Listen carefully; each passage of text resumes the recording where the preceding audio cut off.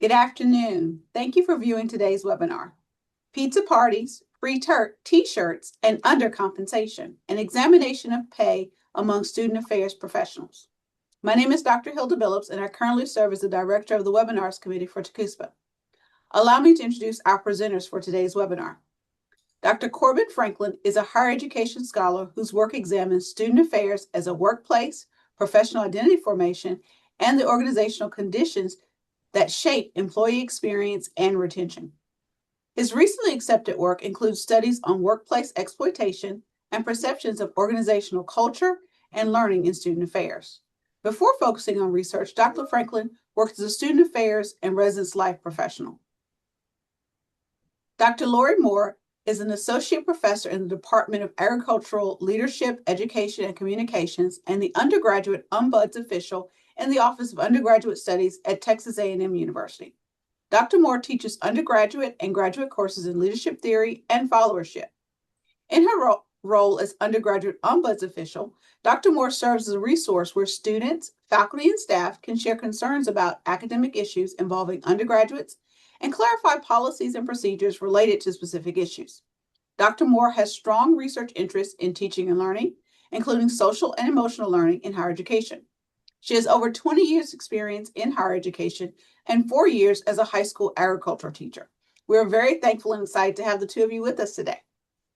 Thank you for having us. Yeah, thank you, Hilda. We really appreciate it. So, thank you to KUSPA for the opportunity to share this work once again. We did share these findings at the annual conference back in November or October.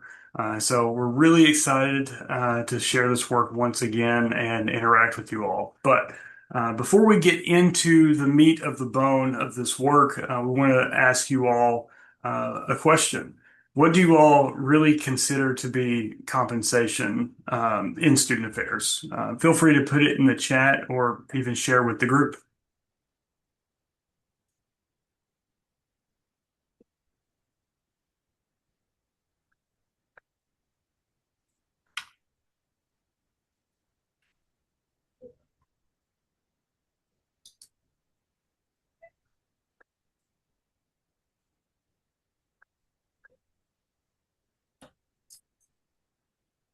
Okay.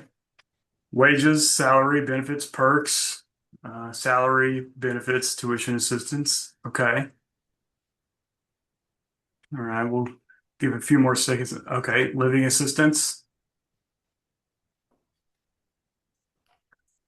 Oh, Dr. Masoba has joined us. Dining hall assistance. Okay, those are all really good contributions. So, thank you all for those contributions, and we will talk a little bit more about that as we go through. But the way that the literature kind of treats compensation, for at least as far as attrition is concerned, is a little bit more myopic than what you all have shared with us. So today's sessions, we're going to share with you all and identify the key factors contributing to attrition in student affairs. And then we're going to showcase some results on a study examining salary among student affairs professionals. And then we're going to really drive in and evaluate the limitations surrounding compensation, salary. And so some things to consider is, do people really consider pizza party and free merch as contributory to the employee organizational relationship? Or even as a hall director, does a live on requirement contribute to your thinking of total rewards? And then we're going to wrap it up and explore with strategies that student affairs divisions can think and do about with and in conjunction with their HR functions to alleviate salary and total compensation concerns. And so, to get us started off, higher education's need to become more commoditized due to decreased investment has necessitated a more capitalistic approach. And as a result of this, student affairs has kind of transitioned more into a pseudo customer service like model with some tenets of developmental approaches. which has also led to significant number of professionals feeling some values incongruencies between the value of the profession, which is very altruistic, developmental, and the actual operation of the university. For example, running more of like a business. And this work actually kind of came out of from Lee and Helm back in 2013, and that kind of points to their work on student affairs capitalism. So due to the helping nature of student affairs work, scholars have pointed out that institutions may leverage professionals' intrinsic motivation to extract additional labor output because you're really here to support the students. But there hasn't been a significant amount of interest or focus on the impact of the work on the professional. And so reliance on the intrinsic motivation to do the work has really facilitated this vulnerability for advantage taking.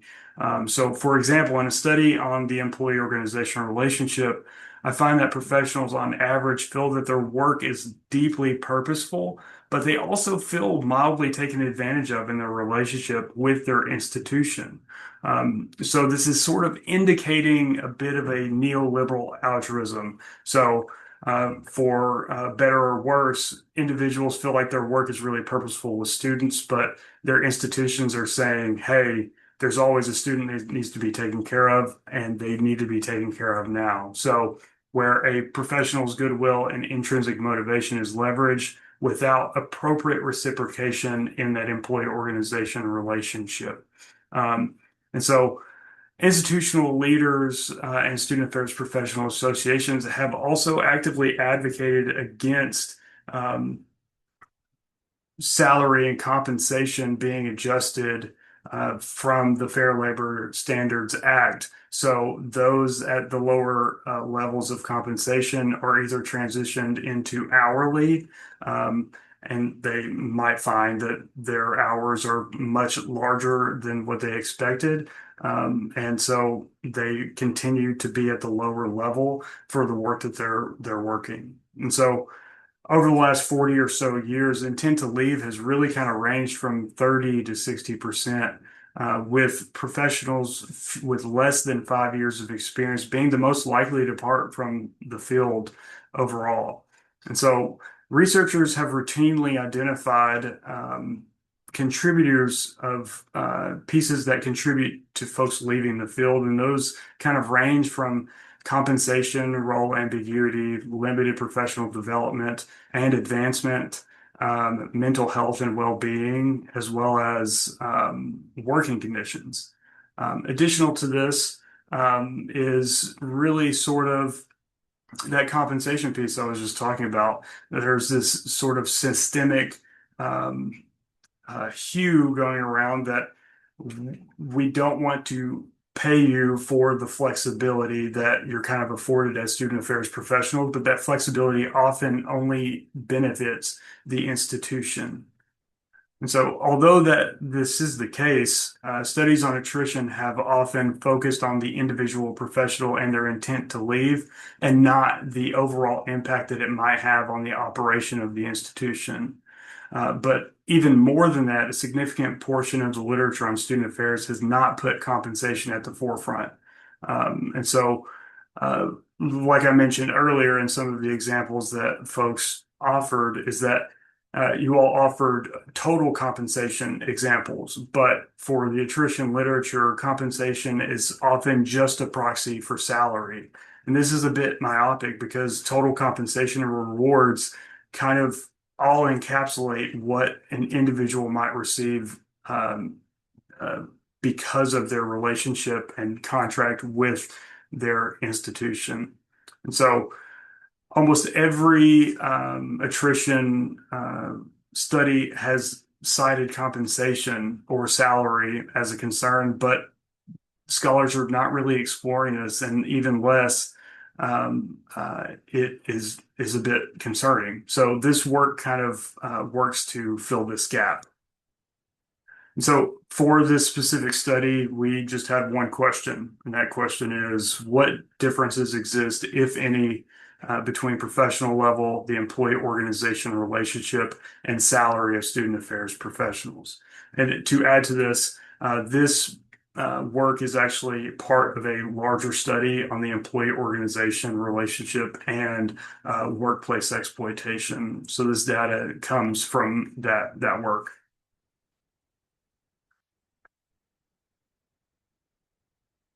So to get this data, participants had to be recruited. And so we used ACPA's college student personnel listserv and some relevant social media platforms that were really geared towards student affairs professionals. We decided to do that so that we could avoid a bias of only soliciting for participation those members who could afford membership dues. So we recruited from as wide a part of the population as we could. We asked 2 screening questions. We asked if they worked within one of the functional areas or central administration offices within student affairs. And we asked if they were at a public, private, not-for-profit or private for-profit institution. And anyone that that did work within a student affairs functional unit and did their work at a public or private not-for-profit was included in the study. As Corbin mentioned, it was part of a larger study and we relied on self-reported data. Our dependent variable was annualized salary, and to collect that, because of different term lengths and things and contracts and all, we asked for monthly salary and then we multiplied that by 12. Our independent variables, we looked at professional level, we looked at entry, mid, and executive, and that was all self-reported. That since there's a lack of consensus really around which positions fall into which category, we let participants self-identify as to either entry level, mid-level, or executive level. We looked at some productivity variables. We looked at 2. One, we asked the number of hours they expected or were expected to work. And then we also asked the number of weeks that they expected to work 5 or more hours over their expected work week. We included gender identity, race, and ethnicity as well in our demographic data collection. And we looked at employee organization relationship, sorry, Corbin, using Livni et al.'s workplace exploitation scale. So let's jump into what we found. When we looked at the demographics by institution size, we found 68 of our participants were from small institutions, 29 from medium-sized institutions, and 115 from large institutions. And how we quantified that is small institutions had under 5,000 students, medium institutions were between 5,000 and 10,000 students, and large institutions were over 10,000 students. In terms of the self-reported professional level data, we were heavily represented at the mid-level. We had 62 entry-level professionals, 123 mid-level professionals, and 27 executive level professionals. When we looked at the gender and race, while our sample was not perfect, it does represent the population at large. It was primarily white females. When we get to the salary and productivity and workplace organization relationships, we found some interesting things. Certainly to be expected, entry-level professionals had a lower salary than mid-level and executive level. As salary went up, so too did the standard deviation of those salaries. Resource-rich institutions had higher salaries than those at as well resourced institutions. And our total salary, the average for our professionals was $57,644. But it's interesting to note that those entry-level professionals were $20,000 below that as a mean. In terms of productivity, no surprise, the expected number of hours that people were expecting to work was right about 40. But what was surprising was the number of weeks that they expected they would work 5 or more hours over that 40-hour work week. And that was almost 16 weeks. So almost 4 months out of the year, they were expecting to work more than 5 hours over their expected hours. Perceived workplace, employee organization relationship measured the perceived workplace exploitation using Livni scale. That scale ranges from 7 to 98. And the higher the score, the lower your perception of, well, I guess I should say it the other way around. The lower your score, the less you perceive workplace exploitation. The higher your score, the more you perceive there to be exploitation in your workplace. So a 54.3 is a little higher than the 49 midpoint, letting us know that there are some perceptions of workplace exploitation in our population or in our sample. So now let's move into our regression findings.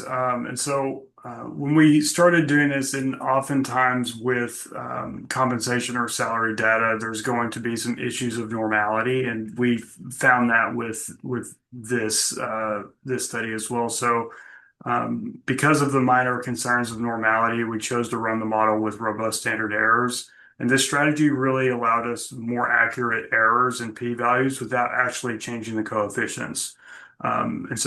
Overall, the model accounted for 45% of the variance within the model.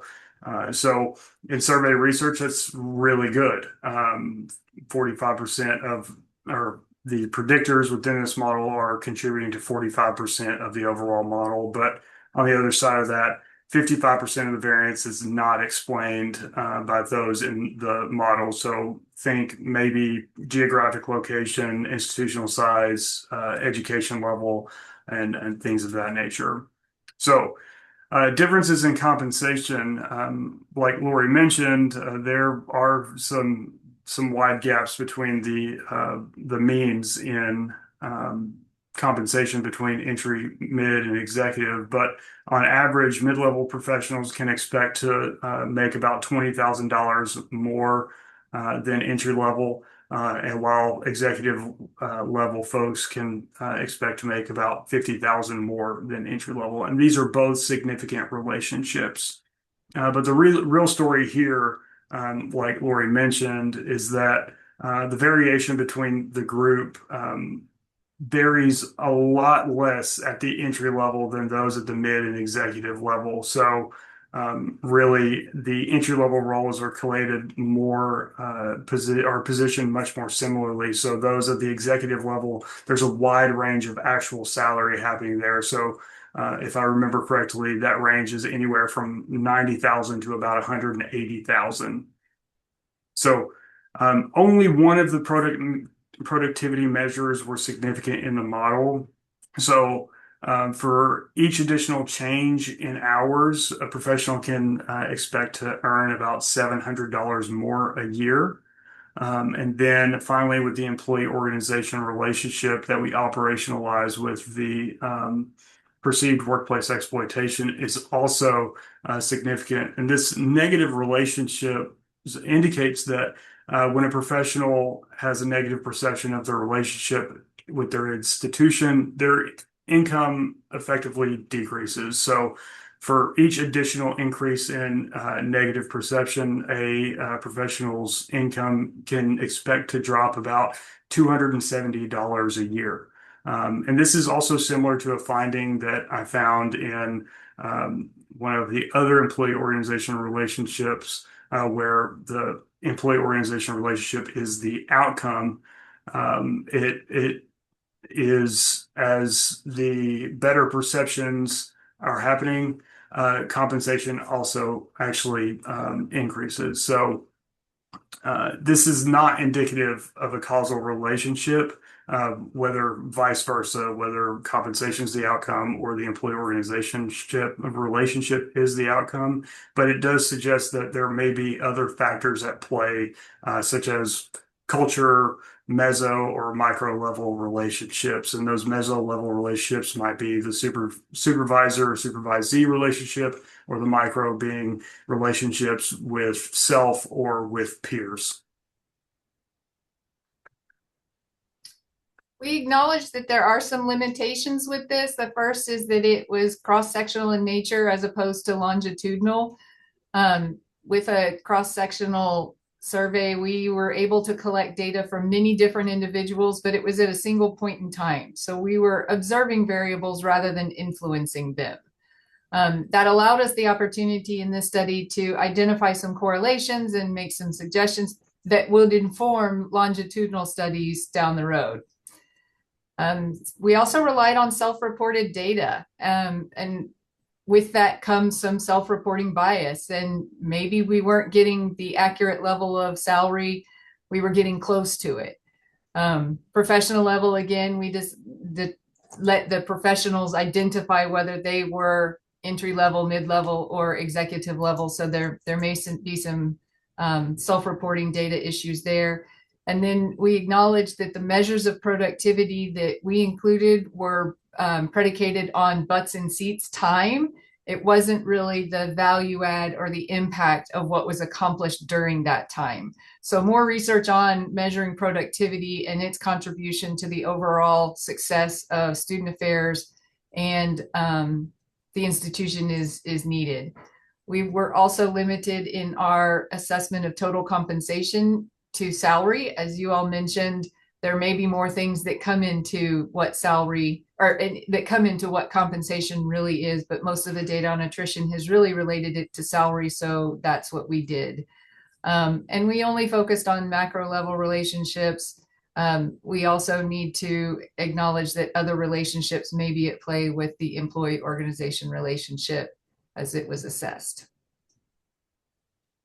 So what we can conclude out of this, we have three major conclusions that we want to talk about. The first is that the level of education to enter is shifting, but workplace expectations are not. More recent research has indicated some incongruencies in education level and experience needed to do the work relative to compensation. Education level wasn't a part of our study, but what we did find is those measures of productivity show that professionals are expecting to do more work than they're being compensated for in terms of salary, and not just by a few weeks a year, but by 16 weeks a year. So a quarter of their year, they're expecting to do more than they perceive being compensated for in terms of their salary. This is consistent with the other studies that came out of this larger study. Like Corbin said, whether it's intentional or unintentional, student affairs professionals are reporting that institutions are leveraging their goodwill and their desire to do good work, their intrinsic motivation to be helpful, to extract more work. Attrition has been measured by the intent to leave, and it's remained largely fixed over the last 40 years, like Corbin said. What we know now is that many people leave within 5 years. There's a number of reasons why this is happening. Corbin mentioned some of those new predictors such as values and congruencies, but expectations related to compensation could be one of those predictors, and it showed up here in terms of the lower their compensation, their employee organization relationship perceptions decreased. So that's something that we think needs more attention. As I just said, the lower salary negatively impacts the employee organization relationship. As one might expect, compensation was higher for mid-level and executive level professionals than for entry level.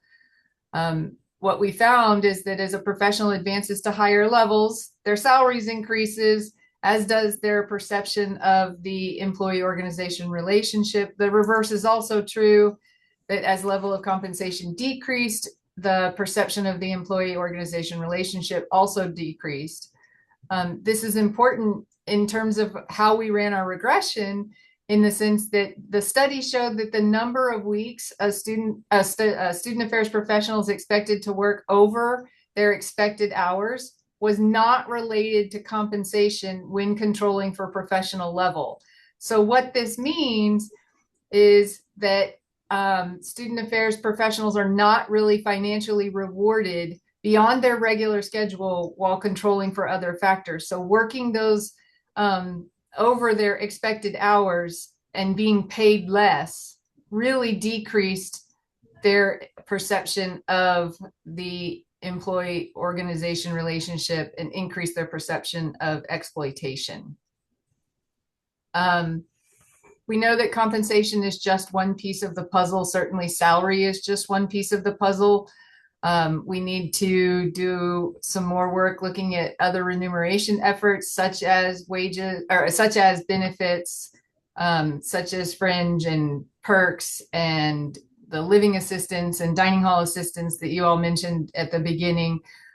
Those need to be included into the larger study on compensation. And we also need to look more into how the productivity measures are being operationalized. And finally, looking at those macro and meso level relationships, the relationships with peers, the relationships with supervisors, and the university community at large all play a role in this employee organization relationship. And so we do see the need to continue this work to identify. We're certainly not identifying any causality or anything here. We're just trying to get a general understanding so that we can continue the work to look more at some of these other factors that emerged. Perfect. And so now we're going to transition more into the recommendations based on the literature that has come before this work and as a result of this work. And so in a recent examination of Texas Student Affairs workforce trends, we did find that many job postings varied widely in the information presented for prospective employees. Some offered salary ranges, others offered opportunities for growth and advantages to the workplace.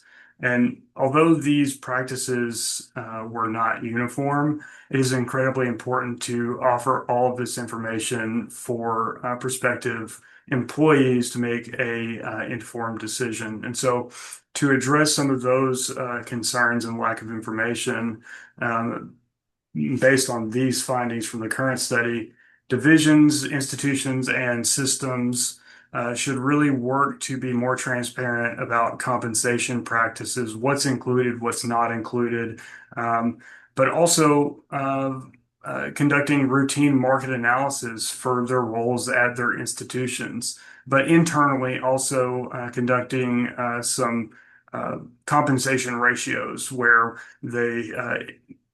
human resource professionals take an individual salary and measure it against the salary band to ensure equitable internal compensation practices. But another piece that HR functions and student affairs divisions can do is to annually offer total reward summaries for all professionals within the division to really showcase that full picture of compensation. But like Lori mentioned, the way that a compensation is sort of characterized within the context of student affairs, we really do need to explore further research into total compensation and rewards, productivity, and really kind of gain a greater and comprehensive view of what compensation looks like in the field. So next, we have NASPA's working group on student affairs workforce proposed several strategies on how to retain and develop staff as a result of finding that development often happens in a vacuum. And based on that finding and this work, it would be incredibly helpful to take a more strategic approach to professional growth, such as internal opportunities for supervisors to build leadership and management competencies, and even role reclassification to widen scope and offer new opportunities for those at lower levels or folks that are earlier in their careers. But even more than that is offer an additional level of autonomy and flexibility as new professionals gain more comfortability in themselves, in their work, and their professional identity development. Next, we really need to consider offering professionals dedicated professional development.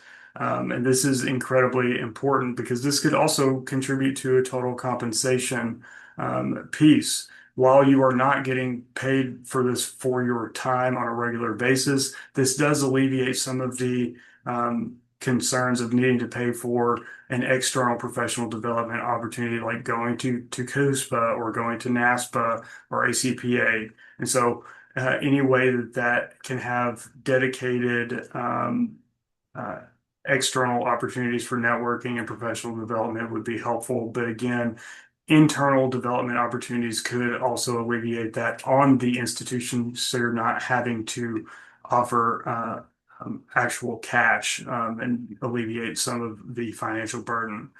And then finally, um, divisions and units really need to consider what is their baseline operating model. What do we need to be effective? What do we need to offer at the very least, the amount of student support for students to be successful, and really consider that.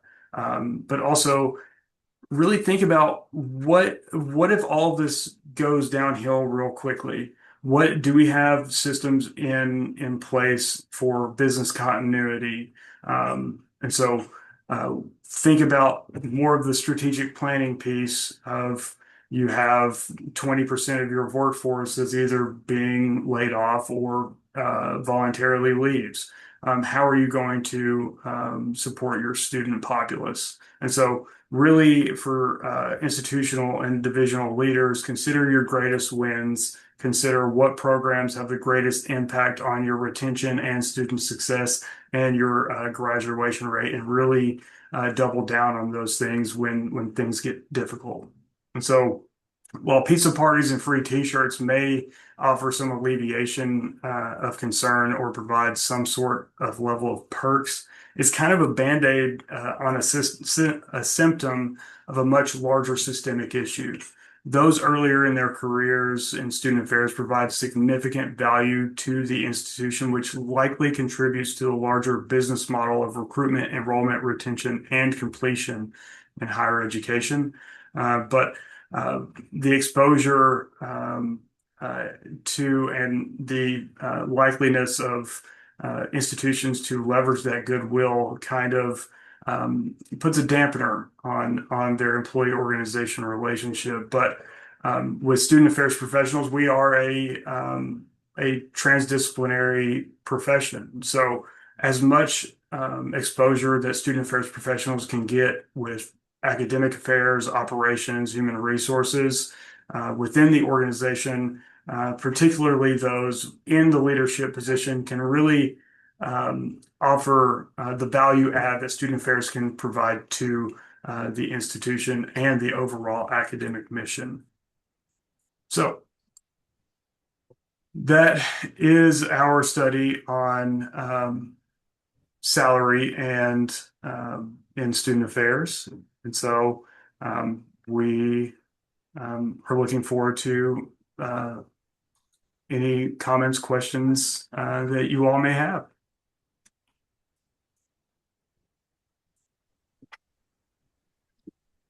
All right. This is Anthony Edwards, and I really enjoyed your presentation. I did have some questions about the employee organization relationship.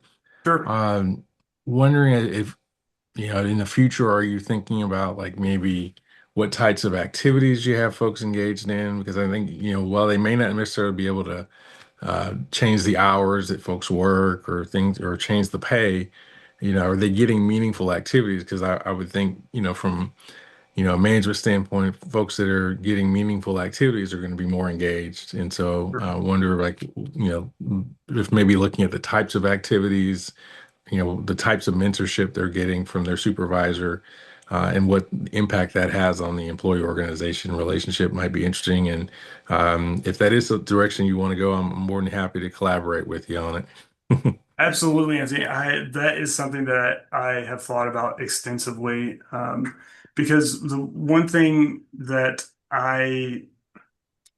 is one pitfall that I had with my dissertation is the employee organization relationship is absolutely the macro level, but it doesn't take into account, are you getting opportunities for advancement, whether that's committee work, whether that's a one-off activity that you get to do with a VPSA or an AVP. And so I think that having more of those meso level activities and relationships would probably have a pretty strong um, contribution to whether or not somebody stays in an organization or they stay within the field. So um, let's get together and talk future collaboration work. Sounds good. I also think about, Takuspa and the opportunities that, new professionals get into Takuspa and whether they are able to take that and translate that back to their employer and, does that help them engage and help them stay? So lots of interesting Absolutely. things to look at. Absolutely. And I think one sort of blind spot when it comes to attrition is that we often only look at it at the field level. And I think this is also a considerable missed opportunity because as everyone on this call knows that organizational structures are different from institution to institution. And so we it is much more difficult to gauge attrition at the organizational level and being able to compare it institution to institution. So that's kind of why I wanted to do more of the organizational work because the field level kind of misses that piece. And we don't really know how much impact an individual leaving an organization actually hurts it because you lose the institutional knowledge, you lose the professional knowledge, but you also lose a significant amount of money, whether that's paying out PTO time, whether that's um, uh, putting out time and money and effort into um, recruiting, advertising, and actually interviewing folks for a position. So it's a significant impact that I would love to kind of strengthen and pinpoint how Right. much or if any kind of impact that has. Yeah, and last thing, I think I admire the quantitative structure that you all went through in order to analyze this topic. I think it would be really interesting to maybe in a future study to layer in some mixed methods. Just to, again, sometimes if sample sizes get too large, that gets a little cumbersome. But if you have a smaller sample, maybe getting some qualitative responses, I think would Yeah. be something that would be really interesting. Absolutely. I do think that there is some value into getting some of those qualitative perspectives, especially those at the VP and AVP levels. Um, Largely because I wanted to do the quantitative piece because that would we know that attrition is happening. Um, we just don't know what if we don't know by which the employee organization relationship, how the attrition is impacting that, or vice versa.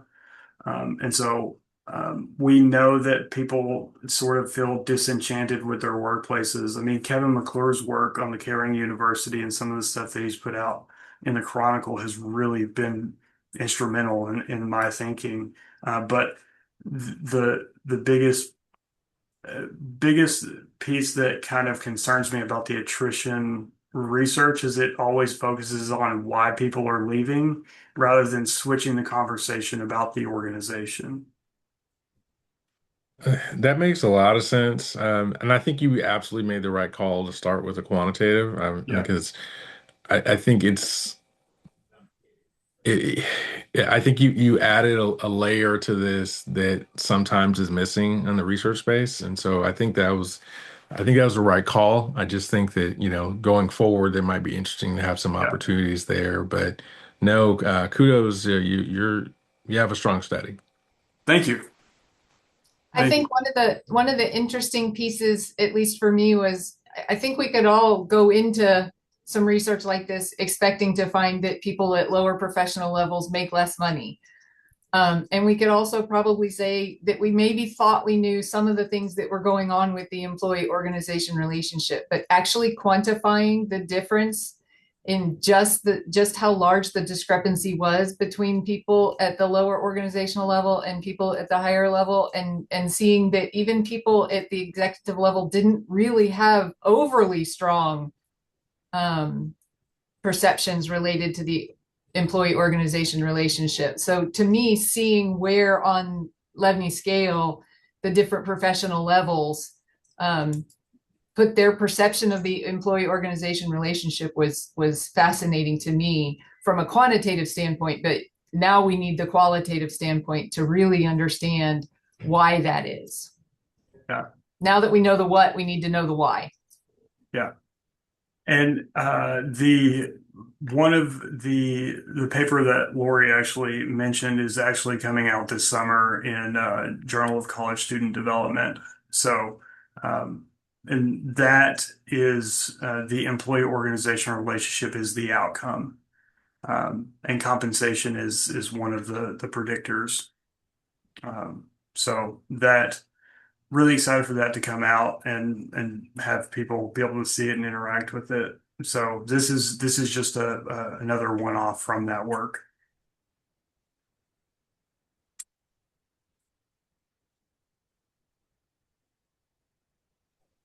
Well, just, continue to keep us engaged because I think as an organization, these types of studies can be really helpful for us as an organization and how we support our Yeah, membership. So, uh, as you all are thinking about continued research opportunities, we have an open door. So please, as you all are doing this work, we, definitely love to partner with you. absolutely. Well, I have no shortage of ideas. Time, on the other hand. Yes, I understood.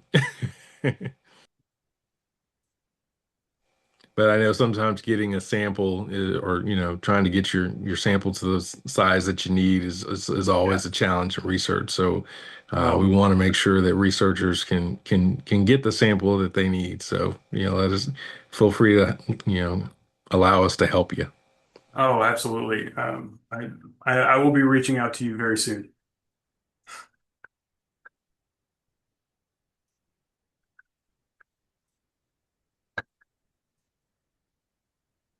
All right.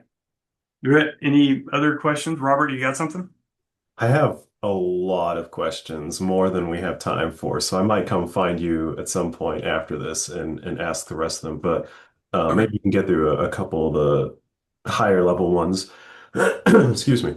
So you sampled or you surveyed professionals at multiple institutions, right? Yeah, the idea was that we wanted to get as wide a net as possible. So it was within the college student personnel listserv, it's a nationwide. And then with the social media outlets, just about all of those are national.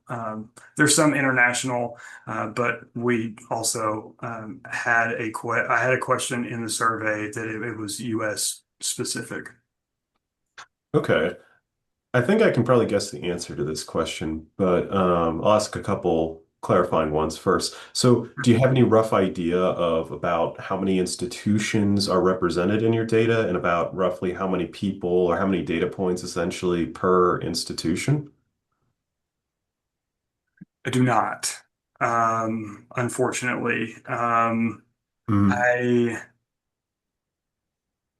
I'm not even sure that I have the data to be able to discern that. mm, Um, and that is another limitation, because the survey that I sent out was already at 35 or 40 questions, because I mm. also asked several other questions not related to demographics or Livni offers uh, scale.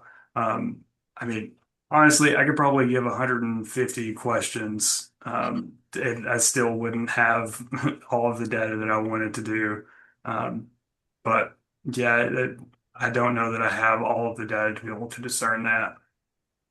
The reason I ask is for these sort of cluster sample designs, They tend to lend themselves a bit more towards multi-level modeling to account for the, clustered nature of the data. Yeah. But based on your overall sample size, I had a feeling that it might not be feasible with you just might not have enough people per institution to have reliable cluster level estimates. And if you Yeah. can't determine that based off your existing data, then it's kind of a moot point anyways, Right. but might be something to keep in mind if you run a similar design in the future. Um, I was also curious about um, where is it? I had it in my notes. In your model, did you test for any interactions among your predictors? Like, for instance, the EOR metric interacting with professional level or gender, for example? In this study, no. Reason Mhm. being is I did it with two other models, and it one did not strengthen the model itself, and it actually decreased the model. It was not as strong of a model, so I didn't So I'm think. guessing those effects were non-significant then. Yeah, yeah, Okay. yeah. All right. Um, I want to say it was Lori raised a point towards the end of your presentation about my notes on this are kind of haphazard, but it sounded like that metric that in my head I consider it like the overtime metric, the number of weeks you expect to work more than 5 hours over what you're supposed to be scheduled for. If I recall, you said something along the lines of that effect was essentially largely accounted for by professional level, or that the effect it had on predicting salary disappeared after accounting for professional level. Could you remind me what it was that you said about that? Sure. So we did control for professional level. Uh-huh. And what we found was that the number of hours people were expected to work over that, or the number of weeks they were expected to work over the 5 hours, didn't really change when you controlled for professional level. So, okay, so the number of weeks didn't change after controlling for professional level. So does that mean that all employees, regardless of level, were being expected to work similar number of weeks, 5 hours plus, or is it that the impact that that metric had on salary was not affected by? I'm just trying to understand what exactly that means. I think it was more the latter than the former. I think that the impact of it on the salary, the compensation piece is what was important here. And it wasn't really related to compensation. So when you controlled for professional level, I see. That's why that effect became non-significant, is what you're saying? yes. Okay. So But it what sounds to me, oh, sorry, go ahead. but what it says really, I think it tells us is that um, I just totally lost my train of thought now. Um, Go ahead. I'll remember it while you're Okay. talking. Um, okay, because it's in the moment, that's what that sounded like to me was it didn't sound terribly surprising in like oh, okay, things seem to be working as expected sort of way. Like I would expect that more senior level professionals end up spending more time, late nights at the office. And so it sounded to me after you made that point that, oh, okay, it sounds like that effect is being essentially wholly encompassed by that by capturing professional level. Um, and then on top of that, you had already raised this point a number of times, but that's not really a measure of productivity. It's an input, not an output. And Right. um, I there's an economist who I listen to a lot of times, and one of the things that he says in one of his books that has always stuck with me is you're compensated, or at least you should be compensated based on productivity, not merit. And so it's a challenge of measuring productivity. So outputs, not inputs. And again, you've already touched on that multiple times, but that combined with the professional level thing sounds like that is a pretty plausible explanation for why that relationship wasn't significant. Yeah. And that's also kind of a sociological issue too, because historically exploitation has only looked at productivity relative to compensation, but the productivity is how many widgets can you put out. So, like whenever you're in a service level industry like student affairs or even serving or things like that, it becomes a little bit more murky. And so that is something I'm really looking into. I want to do of like, how do we quantify productivity? Is productivity determined by number of full-time equivalent versus number of students that graduate every year? Is it number of FTE to number of students served? Any number of things. Maybe there's something that we could do in terms of indexing all of those measures together to kind of give us a number to have that productivity.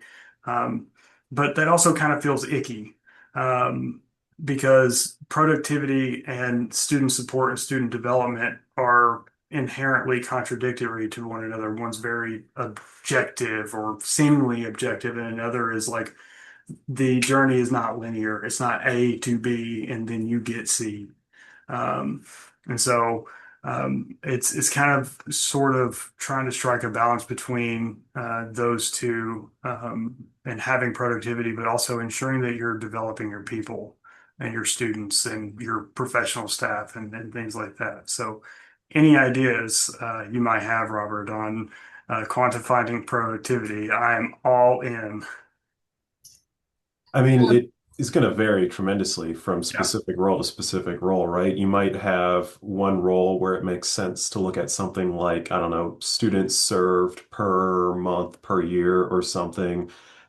But then you'll have another role where that just doesn't make sense at all because, maybe you work in some sort of crisis response team. And so you hope that that number goes down over time, right? And that's not necessarily something that means you're being more productive. It's just, circumstances are improving. Right. Yeah.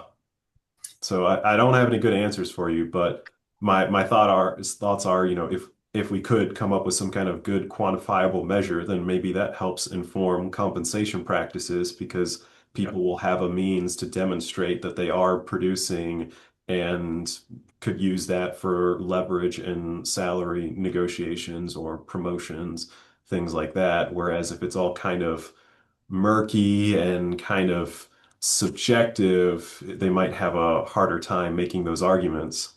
Yeah. Robert, I remembered my train of thought now and where I was going with it. No surprise, when we controlled for all those factors in professional level and hours worked and all of that, what we found is that working over expected hours and being paid less tends to mean a decreased perception of employee organization relationship and higher perceptions of exploitation. Mhm. For me, I really want the qualitative piece now. As somebody who studies leadership, I think I can overlay this with Herzberg's two-factor theory of motivation and hygiene factors and motivators. And having more hygiene factors doesn't make you satisfied; it keeps you from being unsatisfied. And so I think that there's a direct relationship here that we could explore, but we would need the qualitative data to help us explain that, not just well, this makes sense. Right. So, okay, let me make sure I captured that, at least focusing on the quantitative piece for a moment. Essentially, across all professional levels, the more often you have to work, I'll just call it overtime for sake of simplicity, but you're not rewarded for it because you're salaried. So the more you're putting that in, the lower your relation or the more negative your relationship with your organization tends to be, right? And that's across all levels. I Right. think yes. Okay. There's also the compensation piece. The people that made less and Uh, still worked that overtime, that's where we saw the decrease in employee organization got it. relationship. Yeah. Okay. And interestingly enough, in the paper that my paper that's coming out in the summer, I actually control for the purposeful work, the level of deep connection to the work. And that's actually that relationship to the employee organization relationship is not significant. And whenever controlling for that, productivity measures are still significant predictors. Compensation is still a significant predictor, or significant negative predictor, along with race and ethnicity. And so it's very that relationship. It's that paper coming out is going to hopefully inform a lot, whether it's just or just the research, or if leaders see it, maybe something will come of it. Okay. So I do have one point I wanted to share and get your thoughts on, and then a quick question. But I also don't want to take up all of the time if Anthony or Hilda had any further questions they wanted to ask. Okay. So one, a lot of the things that I've been hearing you discuss, you're running these different analyses that, in this project you were looking at, hypothetical other project, you were looking at EOR as the outcome and salary as one of the predictors. In this other project, you're looking at how hours worked impacts EOR, and then here you're looking at how EOR impacts salary or predicts salary. It might be worth exploring how to put all of this together into a model, some kind of either structural equation model or mediation model. That way you're looking at all of these relationships simultaneously instead of in using the same data set, instead of in separate studies. Now that is obviously a lot more complicated, and you have to get all the data into a single data set, right? So it's obviously harder to do, but it could also help clarify some of these relationships conceptually to basically have what amounts to a giant flow chart with your different constructs and how each one impacts the other. Right. And that might be something that is worth brainstorming with AI. It tends to be pretty good at figuring out those sorts of things. And then the last, hopefully quick question I had is, in your findings page, I'd noticed that you had a single coefficient reported for race ethnicity. So I was just curious how that was treated, if that was like a binary white versus everybody else. Yeah. So initially, for the overall research work, I wanted to treat those as disaggregated, but I couldn't because there wasn't enough reported. So I did end up having to consolidate those into dominant, non-dominant race and ethnicities. And a similar situation happened with gender as well.